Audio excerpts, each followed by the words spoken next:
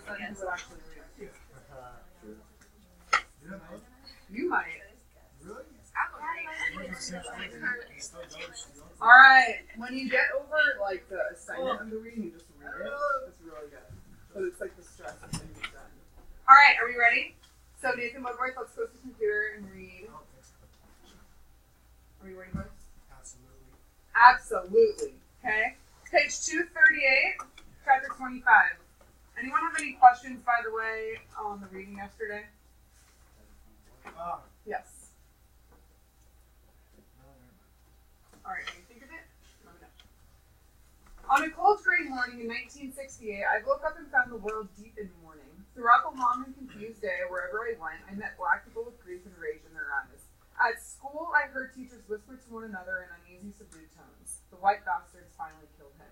Yes, they assassinate them over there, and they jail them and throw away the key over here. The white bastards are the same the world over. They differ only in their tactics to keep the black man down. His death will be avenged, just you wait and see. Wondering who it was that had been killed, and why his death had aroused so much anger and grief, I began asking questions of some of the older boys at school. It's a black man that's been murdered. He lives in America. I don't know his name. As I went about the township throughout that long, grief-stricken afternoon, rumors began filtering into my always inquisitive ears that the black man being mourned was a creature and a leader of august stature in America, and that he had been assassinated by a white man. I wondered why there was so much fuss over his death, considering that he was a black man. I had heard many stories in my history classes about black men who had been butchered, gunned, and hanged in cold blood by whites, but none of those deaths, to the best of my knowledge, had ever had such widespread reverberations and enraged so many black people. What seemed more absurd was that this dead black creature in leader was not even from Alexandria. Throughout the township and every street I went, I saw grown-ups assembled in clusters to read the papers and to whisper about its dark and dastardly contents. Because the newspaper was never bought at home, I went to the newsstand on 12th Avenue in the hope of catching a glimpse of the newspaper photo of the man, if there was any, who was causing so much furor. However, so many people were crowding the newspaper boy that day that I couldn't get near enough to have a look at the papers. As I stood debating what to do, my eyes wandered about and fell upon several play cards in red ink impaled upon a nearby fence. The play cards read, "Extra, extra, king is dead." I ran back home pondering who this king was. At home, I found my mother breastfeeding the new baby, Dinah. "Who is that man that got killed, Mama?" "I don't know who he is," my mother said in a tone expressing a reluctance to talk about the subject. "I've never heard of him until today." "His name is King. Was he some kind of a chief?" "I don't know. He didn't live in this country." "He lives in America, Mama," I said naturally, as if I knew where America was. Somehow, the name America had stuck in my head since the day Ali won the boxing match. "Who told you that?" my mother asked. "I heard," I said. "Yes, they said he lived in America, but I don't know where that is. All I know is this country, this king you're asking about. I hear many people, those that went to school and can read newspapers, say that he was a God-fearing man who died fighting to set his people free, to get them equal rights." "What are equal rights, Mama?" She thought pensively for a moment or two, then said, "Equal rights are laws which give black people the same opportunities as white people." "Do black people in this country have equal rights?" "No." "Why not?" "Because white people have taken away all our rights." White people again. Why were they seemingly behind every major issue I wanted to know about? Why were they always the architects of every woe the black man had? Why were they always taking things away from black people? Were they never satisfied with what they got? Why weren't black people fighting them? Was it because white people had, as I had seen in movies, guns, swords, bombs, and tanks? Has anybody fought to get them back? I thought that if black people were somehow able to get hold of bombs, tanks, guns, swords, and machetes, then white people would be in for it. And oh, how I yearned for the day when armies of black peasants would invade the white world and butcher, guillotine, hang, machine gun, bury alive, and drown in hot lead every bad white man alive. Again, my mother paused for a moment to reflect. "You're very curious, child," she said. "I doubt if this story will mean anything to you." "I want to know, Mama," I said. "Once I remember," she began, "black people did attempt to fight for their rights. It was the year in which you were born. A group of learned black people organized a march of protest to show white people that they didn't want to carry passes no more. Did they get those rights? No.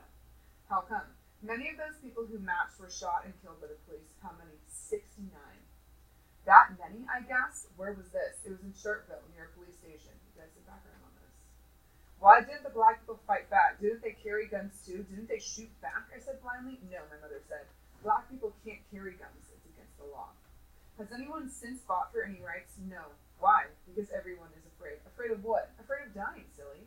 Now stop asking questions and go do your homework. When I grow up, Mama, I said stoutly as I took my books to go do homework up with a friend who lived in the neighborhood. I'll fight for my rights. My mother stared at me, but said nothing. Okay, a couple things. Who's king that died? Martin Luther King Jr., okay? So that was when he died. So all the way in apartheid South Africa, they know that this man who was fighting for rights has died. Do they know who he is? Absolutely no way, okay? The other thing here is we see Johan's still kind of hate and misunderstanding of the oppression of the black people in this country, right? He understands that the white man is behind everything, but he still doesn't understand the systemic oppression and the systemic racism, right? Like he's like, why didn't we just fight back? Well, because everyone was slaughtered. I thought Right? Martin Luther King stood up for the black people. He did. He was assassinated by a white man Oh, but then he died. while he was preaching. So this was Why he saying like, I'm not that speech, but yes. Okay. Yes. So I want you guys to understand, we are not reading this book to hear someone's like criticism of white people, right? That's not why we're reading this book. We're reading this book to understand the oppression of an entirely different race and an entirely different country, right? We're getting that? Okay. Because, remember the history that we did? Okay, so when the Dutch came to South Africa, they took the Africans as slaves. When they sent them back to Europe, this is how Africans became evident in Europe, right? They were exported as slaves. Then when they took over Africa, they didn't give rights to the Africans. They took their land and they said, you can only go here. They didn't have voting rights, they couldn't carry a gun, they had to have passes on them all. So it was basically like an invasion and a takeover, essentially, right? Because, and the way that they proved that it was okay was because if they thought that if they separated the races, then everyone could get along. Because they believed that no one could get along in this culture with colors, blacks, and whites intermixing. It wasn't possible. Which was just a front for power. Right? This is like late 1800s in America, in South Africa. Right? But in the 1980s. Alright, chapter 26, page 342. Any questions? Okay. One day following a series of months during which I had been repeatedly punished by teachers for being without certain reading books, I decided to quit school permanently. Now there was a rule in my school which gave teachers authority to expel a pupil who was absent from school for over a month without a solid reason. Aware of the existence of such a rule, I stayed away from school for something like 3 weeks. I would leave home saying I was going to school when in truth I was headed to the junkyard at 14th Avenue, where I rendezvoused with a group of boys from other tribal schools who also played hooky. The average age of the group was 8. We would spend the day scouring the ghetto for warehouses where Shabine Queens stored their illicit hooch. We would bust in using crowbars and steal beer and whiskey bottles which we sold and use the proceeds to go to King's Bioskill. We would attend the afternoon show, usually featuring films with the Wild West and gladiators. Upon leaving King's, we would go to the open veldt where we would imitate the various fighting methods using sharpened sticks and iron rods we had seen in the pictures. We thought we were imitating the reality of white people. Why are you home so late, my mother would ask. I would lie to her that I was late because I had to stay behind for choir rehearsals, because my mother couldn't read. There seemed no way for her to find out the truth. What I didn't know, however, was that each time I came back and lied that I'd been to school, she would wait for me to leave the house, then take my exercise books to a next-door neighbor to find out whether the material appearing on the last pages of each book was indeed the latest work. Finding out that it wasn't, that in fact the last entries were dated, she kept count of the number of days I was absenting myself from school. She meticulously kept the record for 3 weeks, and in the 4th, she went to my school and had a talk with the principal. She did all this without arousing even the slightest of my suspicions. So if you're gone for 4 weeks in the school, you're automatically expelled. So Mama Nathabane is pretty smart, right? She's like, I know you're school, but I'm not going to say anything until you're about to be expelled, but I'm going to get you in trouble. You guys think your mom's on your back? One Monday morning, toward the end of what would have been my 4th week away from school, she followed me secretly to where did you go? No, okay. To find out where I was actually going. She gave the information of the whereabouts of the junkyard to the principal. 2 days later on a Wednesday, I left home on the pretense that I was headed for school. Instead, I headed for the junkyard. I found the gang lounging lazily atop the hood of a scrap 6 65 Chevy, basking in the flaring morning sun waiting for me. We must get to the bioscope early today, so let's move gears. That's what bioscope is. Announced the gang leader, a 12-year-old boy named Minyamani, the black one. There's a great double feature, he added, and continued to pass around small bottles of glue and benzene for the others to smoke. I didn't smoke because each time I tried to, I ended up feeling nauseated and dizzy and would vomit. By the way, what's playing, I asked. Spartacus, and for a few dollars more. I thought that was next week, I said as I stashed my books underneath the dashboard. I thought Street with No Name and Cemetery Without Crosses were playing. They moved those to next week because of the Easter holidays. While we waited for Minyamani to map out our bottle-stealing itinerary for the day, out of the corner of one eye, I saw a group of schoolboys coming down the street, heading in our direction. I paid no particular attention to them until they had surrounded the junkyard. Show hands! A voice boomed from somewhere behind me, taking me unawares. We've come to take you back to school. I whirled in the direction of the voice, and instantly I froze with fear as I came face to face with the towering figure of Mandlevy, big ears, Bovet's notorious truant hunter, barely 3 yards away from me. You're not taking me back, I yelled, leaping upon the hood and preparing to defend myself. Don't be foolish, said Mandlevy, advancing toward me. There are too many of us. Besides, if you come peacefully, nobody will get hurt. We have done nothing, my friends whimpered as they deserted me. I am not going back, I said, starting to panic. Then we'll have to take you back by force, Mandlevy said. The group closed in. Realizing that they were about to rush me, I reached under the hood of the dashboard and grabbed a crowbar that the gang used in opening bottle stockades. We are too many for you, Mandlevy pointed out. Give yourself up peacefully, and I'll tell the principal and the teachers that you didn't give us any trouble, and they'll take it easy on you. No, I shook my head. I knew he was lying. Once they had me back at school, it was the end. No teacher would ever entertain the thought of mitigating in any way the punishment of a truant. I had seen other truants being lashed mercilessly. Go back to school, I said. Go back, and I promise to be at school tomorrow on my own accord. I was lying. I was thinking of running away from home forever and living in a junkyard somewhere. Come on, said Mandlevy. What's the difference? Come with us now and get it over with. I don't have any books with me, I lied. You don't need any books today, said Mandlevy. There's no regular school but choir rehearsals in preparation for the competition next week. I'm in no choir, I said, so I won't be needed. Mandlevy apparently decided that he had bargained with me enough, for he suddenly lunged at me. Instinctively, I let go of the crowbar. He ducked and the heavy bar crashed harmlessly into the hood of the Chevy. The swing was so powerful that it dented the metal. Mandlevy grabbed my legs and I came crashing down to the ground. Bleeding from the mouth and nose, I tried to fight, yelling, "Turn me loose! Turn me loose!" But the boys were simply too many and too powerful. Within minutes, they had me bound hands and feet with a thick rope. It seems to be a theme with him. He has to be bound in order to get to school. At school, I found the principal and all the male teachers waiting for me, their faces cold and menacing as they tested their canes between their hands. Imagine you guys ditch school and the biggest group of boys comes after to bring you back, and then there's a bunch of teachers waiting. I'm right there with a cane, just ready to go.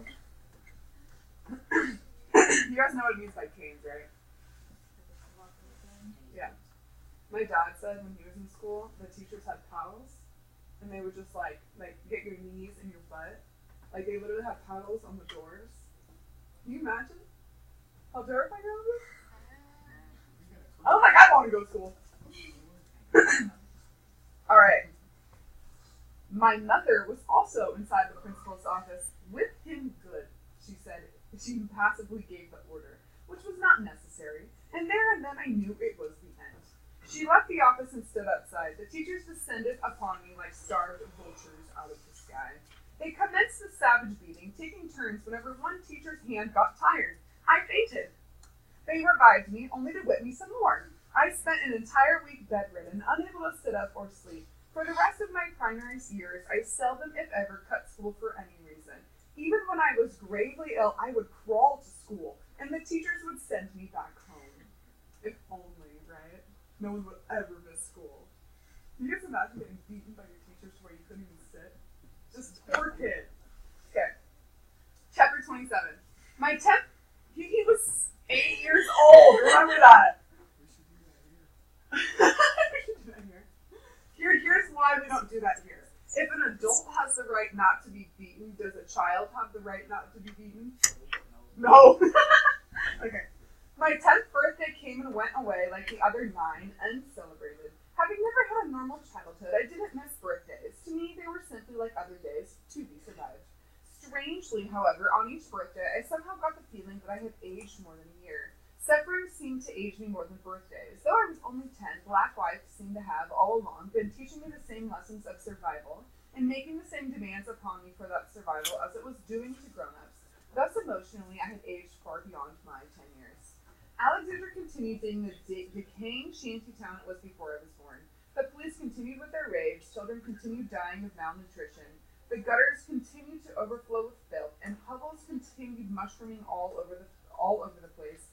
Families continued being deported to the tribal reserves. I continued going to school and to the movies and playing soccer. Waves of immigrant workers continued arriving in Alexandria. Hey. Just want to know, we didn't discuss it in collaboration yesterday. We do have an advisory schedule. Yes. You do that? Yes. Okay. 9:10, right? Yeah, I think Okay. so. I'm not sure what time it is, but Thank yeah. you. Awesome. Hey kiddos, it's advisory week. Really? Congrats. What does that mean? It means you have a shorter day with me.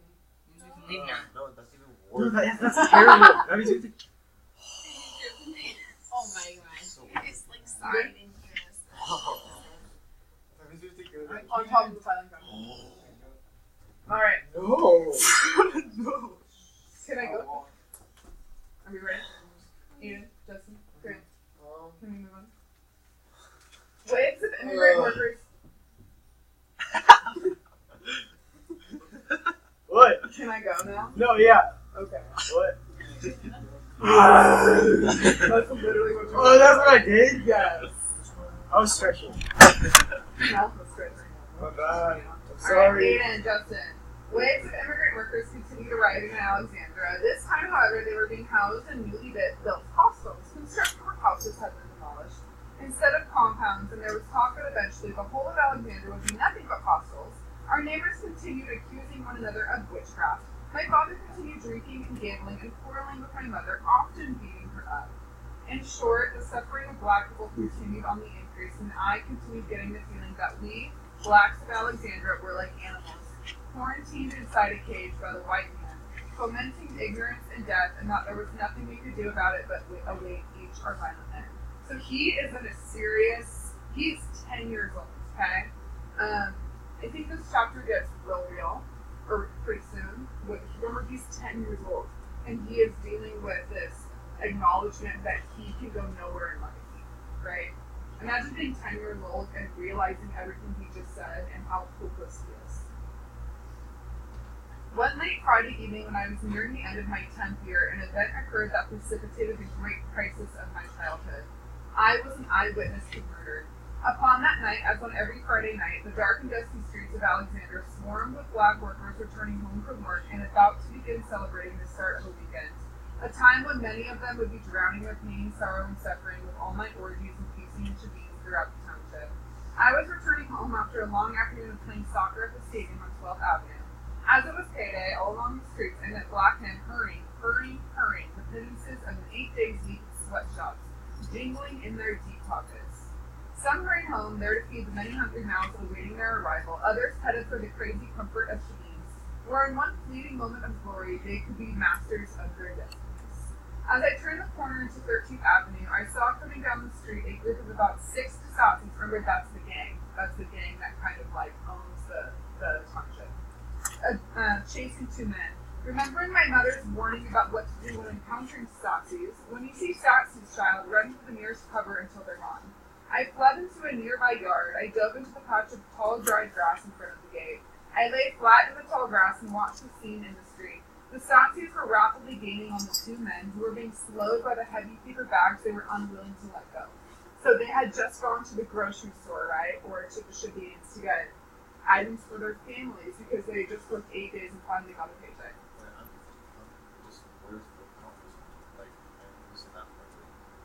So they're in Alexandria, right? So he's coming home from school, and everyone's just gotten paid. So he sees these 2 men carrying their grocery bags headed home, and he sees the gang chasing these men. That's where we're at. The chase reached alongside the spot where I was hiding. I held my breath and kept still. Suddenly, one of the men being chased swung into the yard where I was hiding, apparently thinking that he might get help from the inhabitants of several of the shacks in it. He was mistaken. For no sooner had he entered the yard than shutters were closed and doors barricaded. The Dassatis followed him in, letting the other man go. Please don't kill me, the man begged as the Dassatis caught up with him. Take everything I have, but please don't kill me.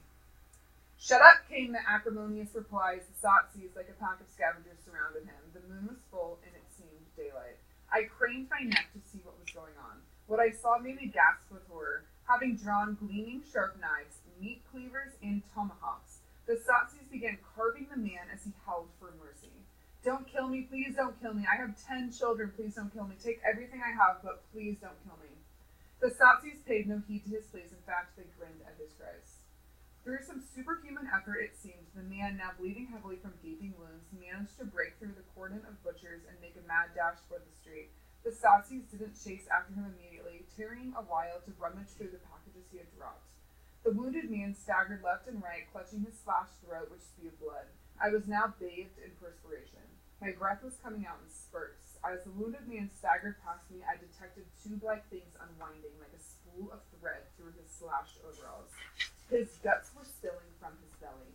Nausea overcame me. I wanted desperately to faint and be away from it all. I thought I would panic any minute. The fatally wounded man turned his bleeding head in the direction of the fortified shacks, as if pleading for them to open and let him in. There was a dreadful glint in his eyes, the glint of death creeping in. I could never forget the look on his face for as long as I lived. The Sotzies caught up with him before he even reached the street. Their gleaming weapons of death remorselessly went about their unfinished infernal mission. The wounded man uttered hideous, guttural sounds through his slashed throat. Gradually, the sounds grew fewer and fainter. Suddenly, his body lurched forward with outstretched arms, and his limbs twitched violently.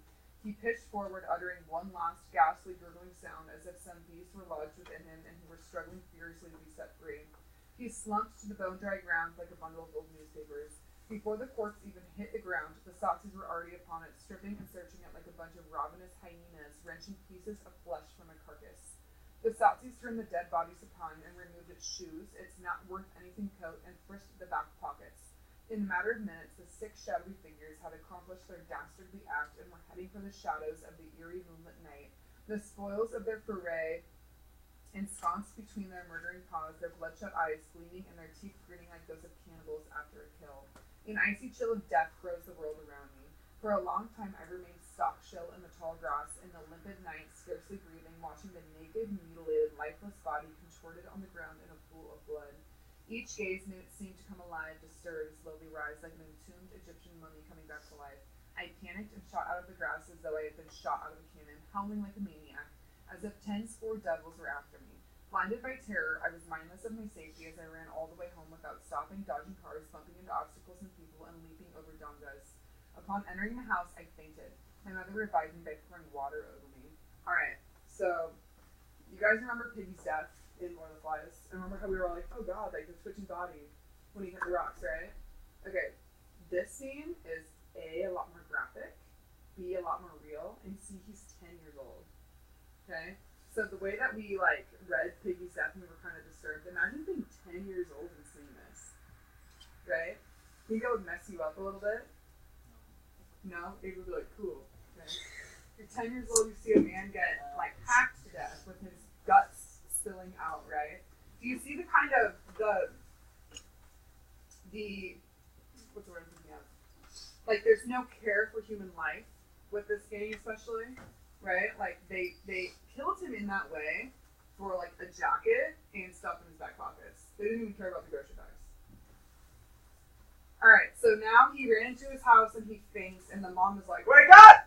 So this is a white gang or black? Well, they're in Alexandria, right? So there's only black people allowed in Alexandria. So what happened, she said, as I lay upon the damp floor, shaking like a leaf in the wind. With bated breath, I tried to gasp out what I had seen, but only managed to utter unintelligible guttural sounds. Sweat poured in streams from my brow. What happened? My mother repeated. My mouth twitched as I strained to utter something, but still no words came out. Again, I fainted. What I remember on waking up was that it was early Saturday morning, and I was lying under the table. My mother was in the far corner of the kitchen preparing breakfast. As she saw me rise, she came over and asked, how are you feeling? A bit drowsy, I said as I stretched and yawned. My head feels heavy and I'm aching all over. Did you have any bad dreams? She said guardedly. No, I said, why? Oh, nothing, Mother said. Then it all came back, the witnessing of the grisly murder. I luridly recapitulated everything I had seen. My mother's face grew pale and lines of deep concern furrowed her brow. I saw the corpse this morning as I was going to the store, she said. It was covered with newspapers. Do you know who it was? I asked. No, my mother said, adding, but I heard this morning that several people in the neighborhood were killed last night. There was a moment of strange silence, during which time my mother eyed me thoughtfully. Sighing, she said, "What were you doing out so late anyways?" "I was out playing soccer," I said. "The team always practices till 6 on Fridays." "With all this soccer, when do you ever get the time to do your homework?" my mother said concernedly. "I always do my homework before I go to soccer practice," I said. "When do you ever read? I've never seen you with a reading book." "You know I don't have any books to read, Mama." "Then borrow some from your friends." "We don't have any either." My mother muttered something to herself and left to continue preparing breakfast. That afternoon, I went past the spot where the man had been killed. The corpse had been removed, but there were still traces of dry blood on the ground. I shrank. That evening, the first of the nightmares about the incident began. For weeks they continued, festering like an open wound, and I, without an effective way of nursing them, simply withdrew into myself and shut myself from the rest of the world. I wallowed in a mire of helplessness and despair. Gradually, I developed a fatalistic resignation from life. My parents, thinking I was bewitched, took me to a witch doctor who made me drink a strange brew and bled me with a razor blade, all to no avail. I continued withdrawing into myself. What made this death different from the many others I had seen previously, I do not really know. One thing I do know was that I could not understand the morbid cruelty and satanic impulses that drove people to kill others. For what? I asked myself. What is it to be gained from killing a fellow sufferer? Why, instead of reaching out and helping each other, were some black people bent on hurting one another? Why, in the place of love and compassion, were there implacable hate and anger and jealousy? I could not see myself living the rest of my life under such conditions. To me, life meant love, understanding, compassion. Yet, I asked myself, what other world was there to run to? The question drew a blank. I began pitying myself for living in those times. I became a loner. I could not eat. I could not sleep. My schoolwork suffered. And I seldom went out to play as I used to. I would instead spend days of brooding over my helplessness and the senselessness of the unbroken cycle of pain and suffering searing my mind and sapping my strength day after day. Why was life so hard, so without hope and promise? I could not answer. Would life ever change for me? My sensitivity to the world around me made me soak all its suffering like a sponge soaking brackish water. Soon my mind was saturated and my being enervated, yet my soul continued to live and hope for better days. At 10 years old, I thought myself young, that maybe things would get better as I got older and was able to take responsibility for my own life. I filled myself with such hope and continued to cling to a silver lining, which seemed to disappear as rapidly as my desperation clung to it increased. I had never felt more alone and helpless in the world. Alright, so what was he struggling with? What, think of like a diagnosis. What, right?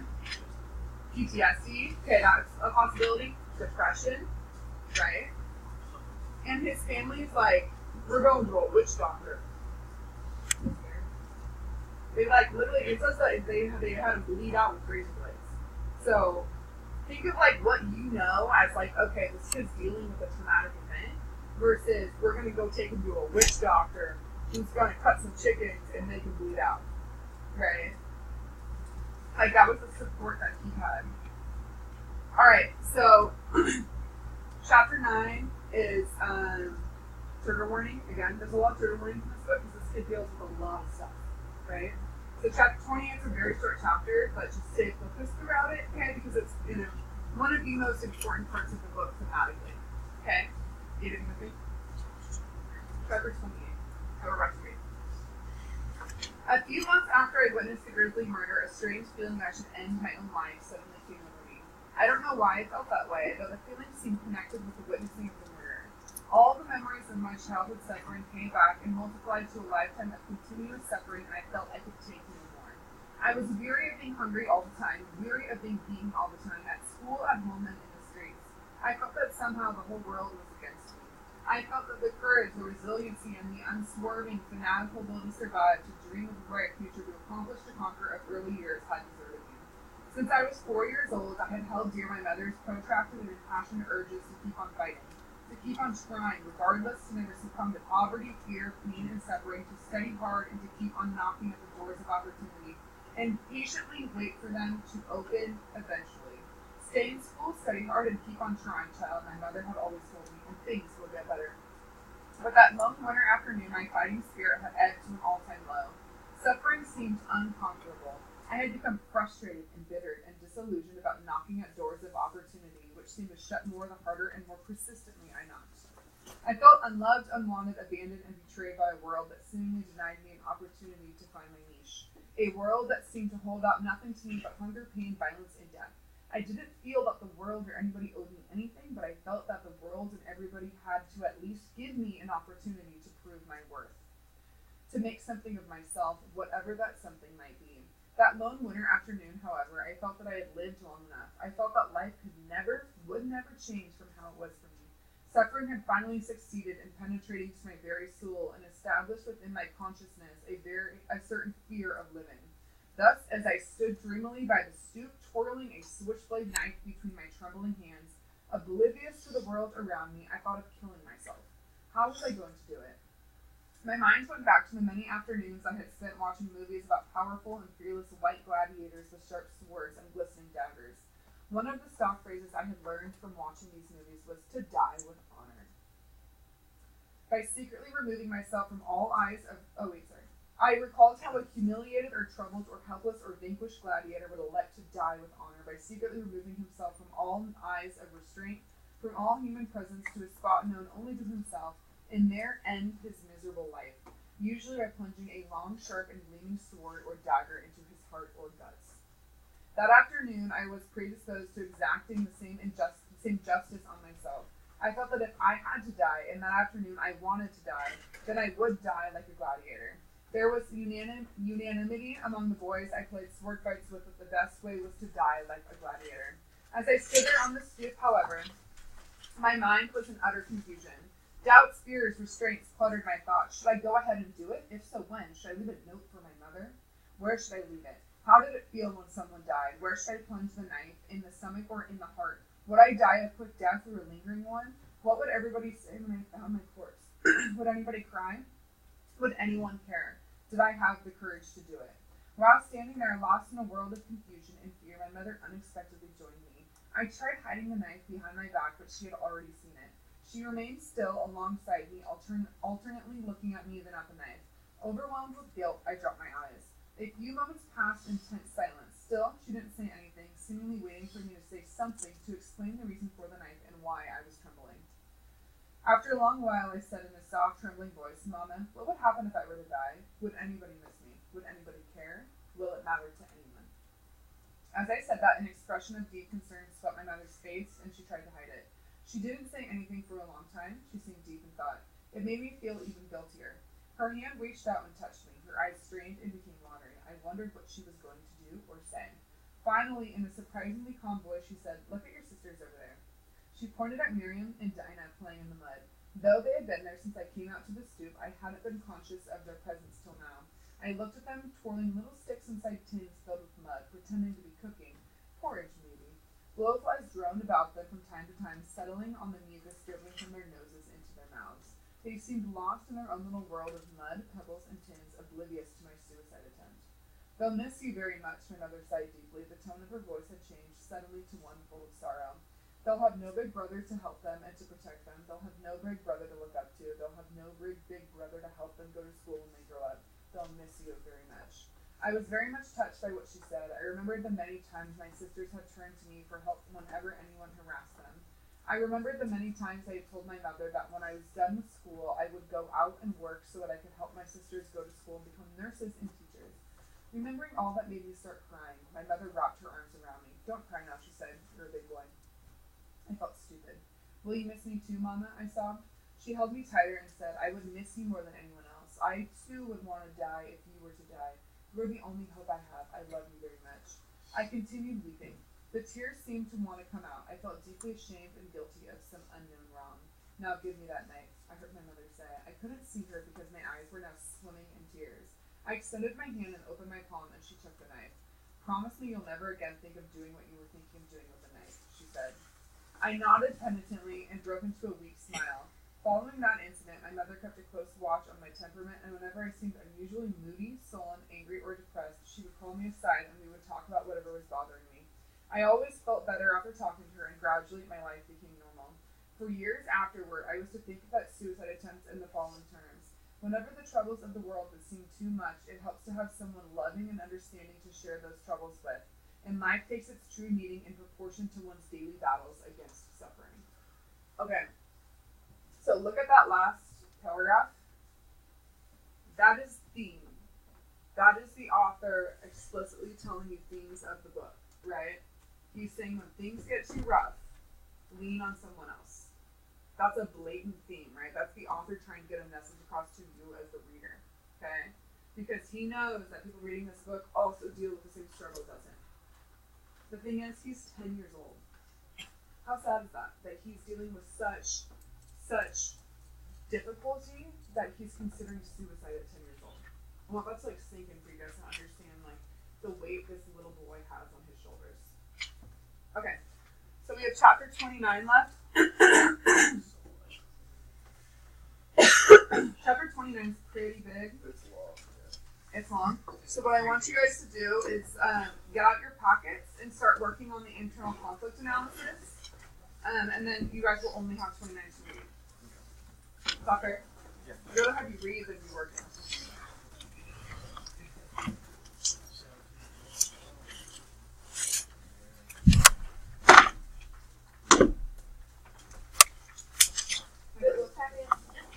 Huh? Yeah. So, really quick, chapter 3 looks like this. It's like a graphic organizer. Okay. What it's asking you to do, it says conflict is a struggle between opposing forces. We know conflict. An external conflict pits a character against nature, society, or another character, and an internal conflict is one that occurs within a character. In Boy, Mathebane faces both external and internal conflicts in his life. So based on the chapters we just read, I want you guys to consider conflicts with his family, conflicts with school, conflicts with society, and conflicts within himself. Okay? We're doing that tomorrow.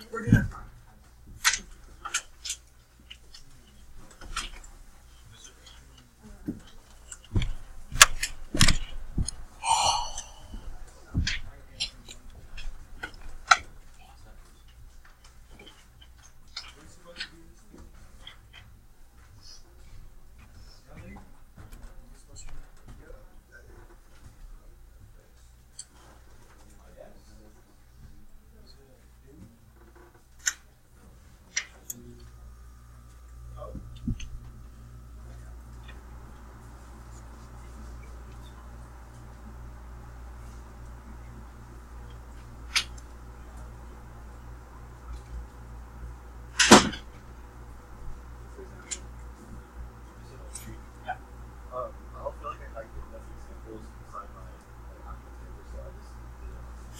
What's that? No, I mean, you're going to refer to things in the book, right? But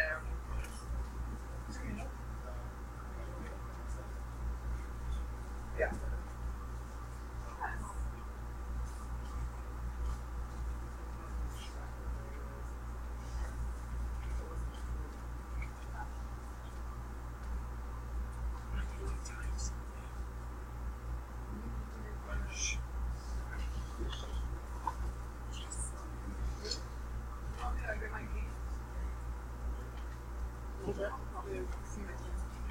Okay, so Okay, do you call this block or cube?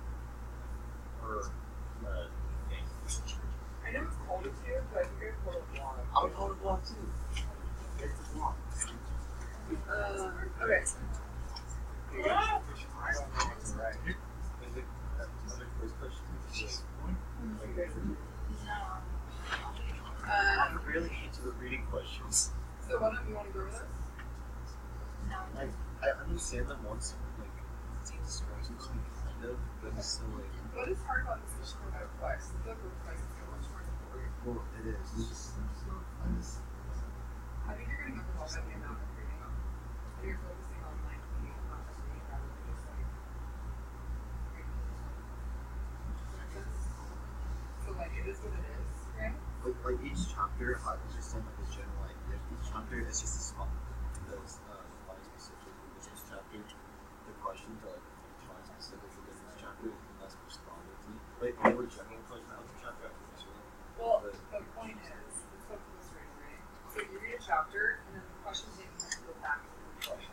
So they're not easy questions. Like, oh yeah, this topic, right? Forcing you to go back through the chapter, right? Does that make sense? They're not supposed to be easy. They're supposed to require you to go back to the screen to look at the page. Because I was expecting to actually do this. No, Lord of the Flies is supposed to be focused more on like, boys, I will separate you if you cannot work. Okay?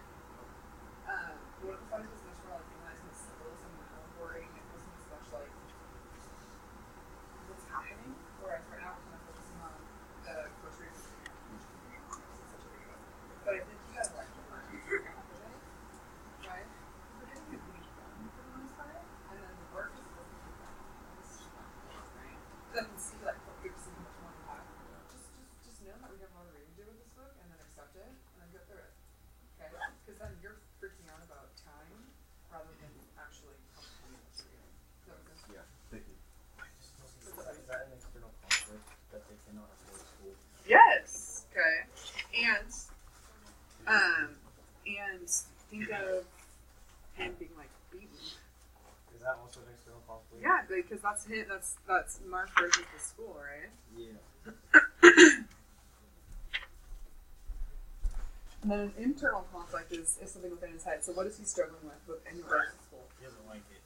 He doesn't. Well, he doesn't like it, or he doesn't like which parts of it. All of it. Well, he doesn't say that because he did really well. Yeah.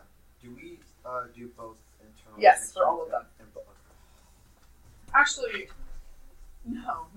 These are external conflicts within himself. Oh, wait, Oh, what? external. Yeah. Okay. You can't have an internal conflict with another figure.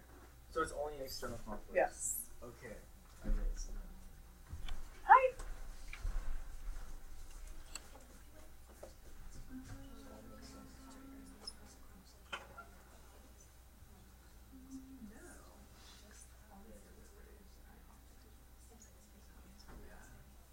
Does anyone want help from either myself or Miss Lynn?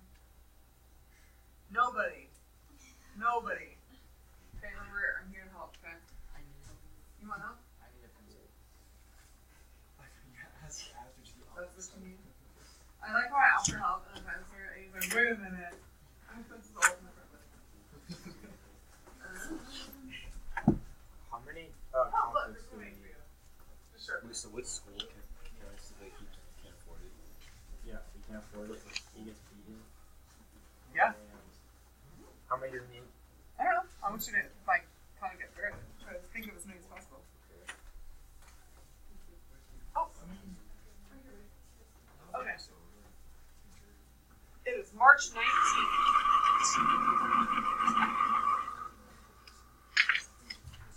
What's another one?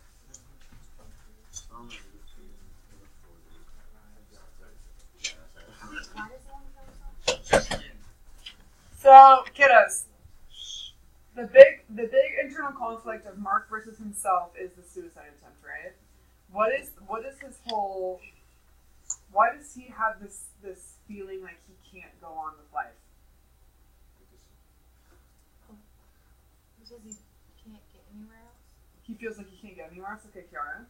Like he is faced with a conflict about why he should live if it's a bunch of abuse and stuff like he's good at everything. Yes, and he sees like he just watched an adult get murdered, right? So what's the point of like becoming an adult if I'm just gonna get my guts spilled by the local gang? So do you see how he's 10 years old and he's rationalizing like, what is my life going to come to? Like his whole life, and he's constantly said this, he's always felt like I'm focusing on opportunity, I'm focusing on positive, I'm focusing on hope. And by 10, he's like, I can't do it anymore. Can't do it.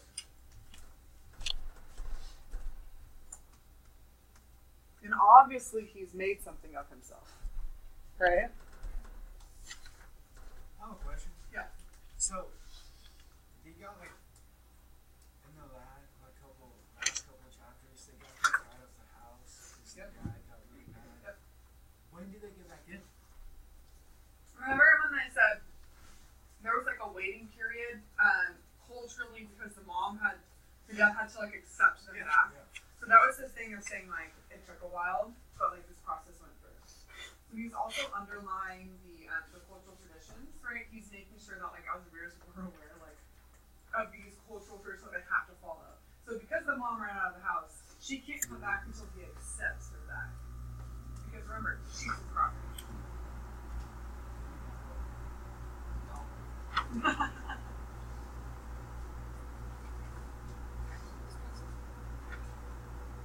Sure. I just need somebody to drink. I'll be your property. You already are right now. That's saying it, dude. Yeah. I can't think of anything else besides one thing I can't afford school or Avery in this school. Okay. So what other struggles does he have with it? Think of like okay, yeah. He doesn't have the books. Think of like when he why does he just stop going to school? Who does he hang out with instead? Yeah. 9, 10.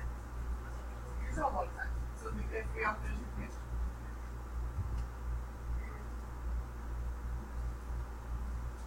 You good here?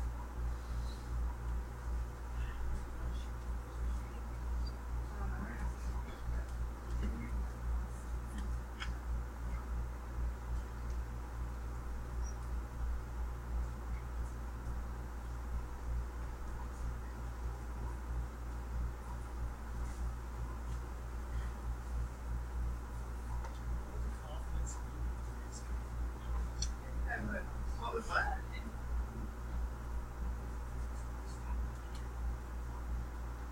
It's got a lot of accomplishments, right? It might not be think of everything that's going on. What does he describe about experience?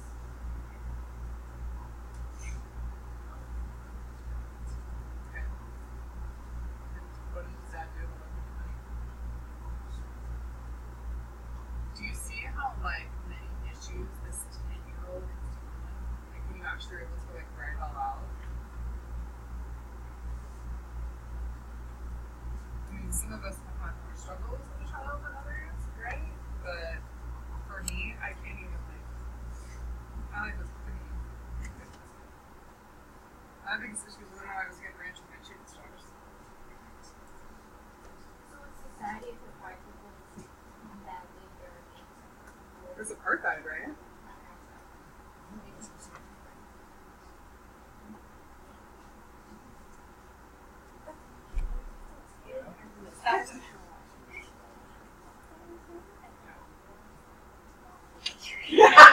I was like,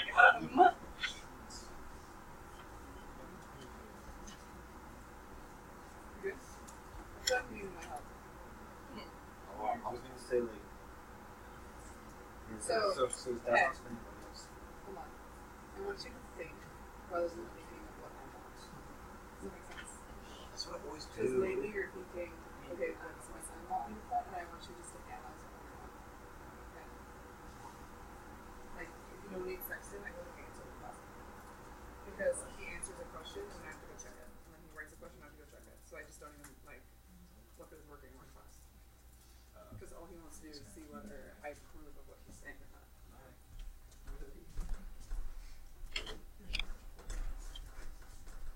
Where's my costume go?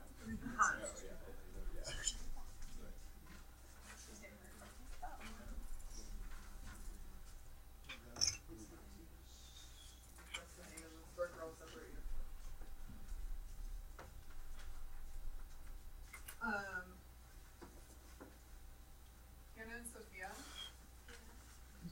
you guys see your additional assignment?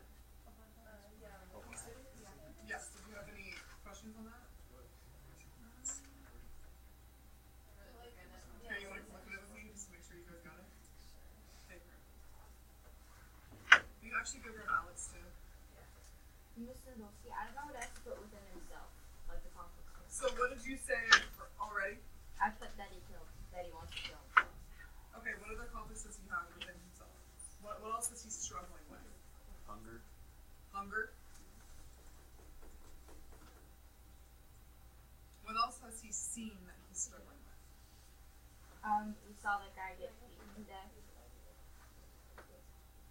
So, could I put him struggling with what's it called? Yes, PTSD. Hang on. Come over, join my messages. Oh, thanks. It's from.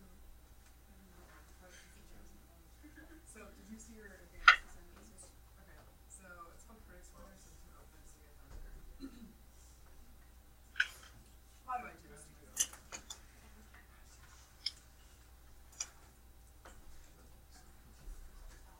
So, what you guys are gonna do, these are actual critiques on y'all. So like this one's from 1986, this one's from growing up in a South African shantytown. So this is one of your Boston Times, all these different things, okay? So I want you to identify one critique that you connect with, you think is interesting, you disagree with, or you agree with, and I want you to track up against the first 2 and 3 that either prove or disprove the critique. Okay? So do it on a separate sheet of paper. You can do it in your head too, but it would be just nice to like, So you should chalk at least 10 pieces of evidence that you have purchased through meaning along with your commentary. So by that, what I mean is if you come across a scene in the book where like this either proves or disproves the correct opinion, write it down, like the page number, and then analyze it. Why did it That's why. Does that make sense? Okay. So like if I'm gonna do this one, so like this was a big one that it doesn't seem authentic because he's doing it voice rather than the way they would have talked. It's not authentic. So you're going to analyze it for whether it's authentic. Okay. So does that make sense? Any questions? Alright. So this is due. So next Friday. Okay. So just chalk through it, and you can do if there's scenes earlier that you like, oh, this would work. Go ahead and throw that. Okay. You guys got it? Would you prefer this society? I said black versus white type of society. I put there are gangs that kill people. They can't get jobs. Haley, They can't get any jobs. will you go see Patty real quick?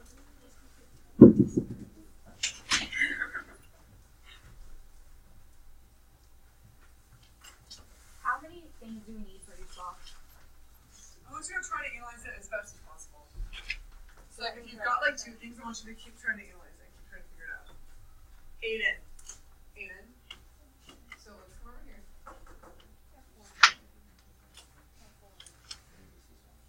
Grab your book tip. Alright then. Bye. I'll see you in 15 minutes.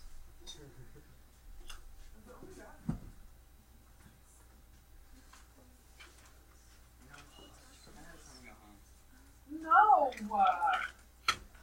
Hey, just take your truck and get it. Wait, can you just say like Absolutely. Did you not see what happened? School, you get beat. It's not You it's will get not beat. ditching. If you leave I at know, break. I'm trying. But you don't have to come to school. That's like definitely. No, if you get shit out, you Oh, what? If you have strict out Are you sure? yeah. Because if you don't show up to your next class, then the office will get called. Wait, but then what if you just don't come to school? What do you mean? Your parents still call you out. They just call you out and you don't come to school? For here? Yeah. No, this is your manager day. So like if you didn't show up your manager day, you would lose. No, so if he leaves after this, then he Like I goes said, back to you. But it's not his Yeah. mandatory. Like a semester when You still have to check out of the school. Yeah. So, but why are you stopping school? 100%, yeah. It's time It's just so if we lose track of you, that's a problem. Well, yeah, but what if you just don't come to school? But then versus. But if you leave after the class, you don't I have don't understand. But you don't go to school, you don't know where you are. I was in that class. Yeah, the thing That's fine. We didn't have control of you. Let's say he gets kidnapped after this period, right? And we're like, oh, he probably just left school. That's a big issue. But then you don't go to school. You just go to I forgot the teacher. He has like every exit out. Yeah. What? I want you to look at your handwriting. You will not Try to. school. No, not that one. Oh, What does that say? it's suicide. Who's that? Look, you have to have, then you have to read my tiny note. I don't I know, you have the tiny hair. Oh, yeah, that. And then you Sorry. said like. I think my hand was just there. When I Uh, was yeah, I want you to just look at your handwriting, okay? you want me to like do it? Just look No, at no, I'm just saying, look at it and be like, can I read this? Okay. He can read his own. Yeah. What is your shirt? Avocado? No. Oh no! I went to. Yes, it is. Because I went to what's that? Probably. Place in town center. And I had a back California bowl. It was really good. Come on up. Oh, do you need it today then? Let me get it. Yeah. Within himself, should I put like hate from his dad? Yeah.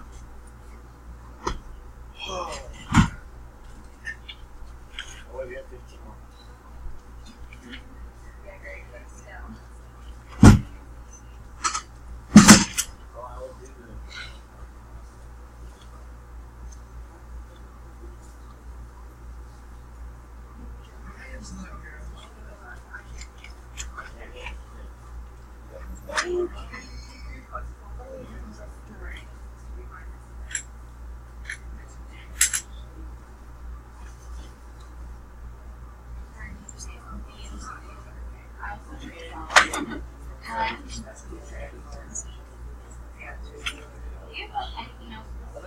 I thought there was like separated rice. Is this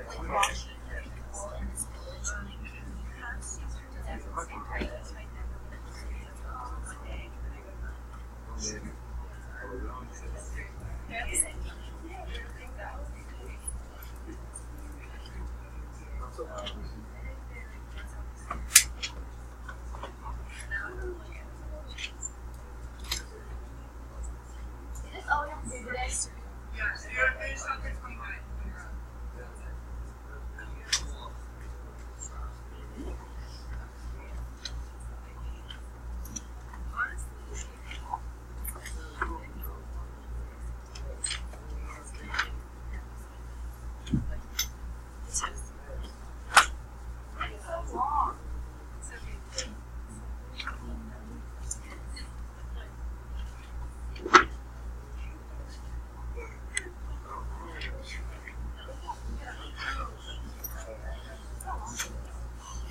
Oh, that's a nice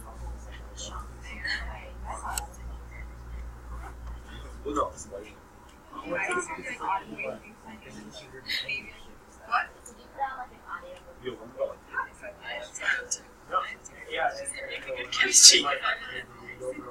Yeah. Okay. Oh yeah.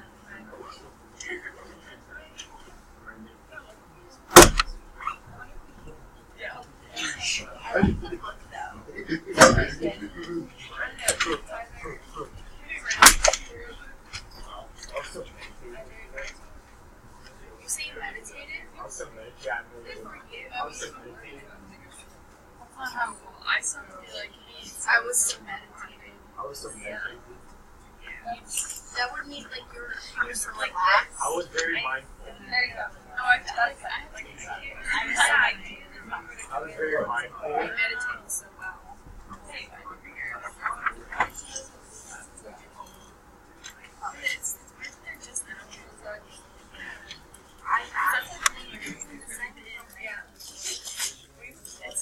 So that's like that corresponds when we read it today.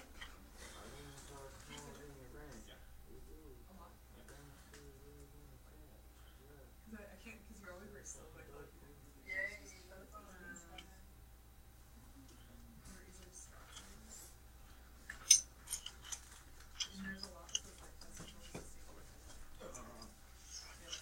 Yeah, that's the one. Justin, do you wanna?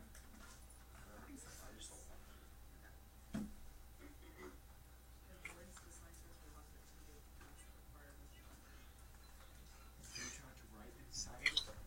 Well, it's quite simple. Okay. All you do is click outside.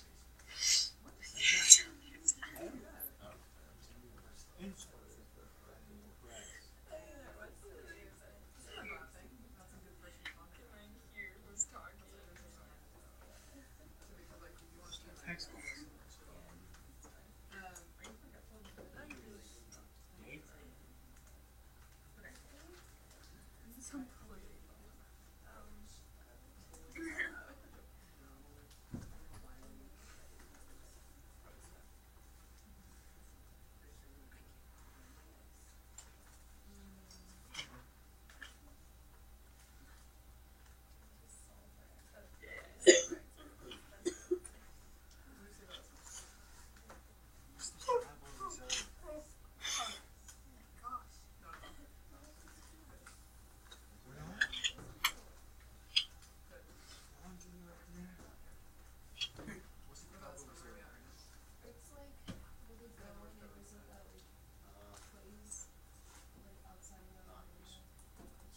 Oh, that makes sense. Have you read about that yet?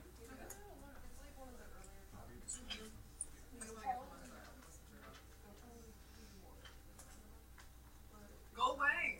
No. Okay, let me see this real quick and then I'll. Hey. Appreciate.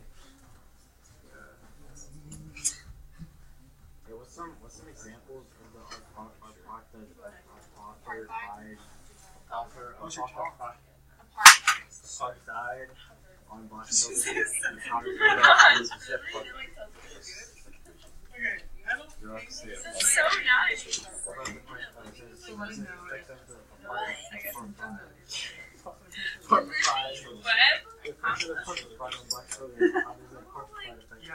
Usually what Cheater. people say. Good, buddy. Okay, anyway. That's so nice. Okay, so schooling, Don't do it. starvation, The first and what else? I guess you gotta finish this again. Before tomorrow. Schooling, starvation, abuse. What else does he have an What issue type with of, school? yeah, that's not really He doesn't like the truth. What else That is? I thought he liked school like at the beginning of school. He does start to like school, but what causes him to like not want to go? Yeah, but that's just the school The beatings. Okay, what else? culture. Well, give me more specifics. I would say the homework. He doesn't have the books, The law. right? He doesn't have anything to do with. Okay, good. And on Well, top yeah, of that, but what else is an issue? His gang friends don't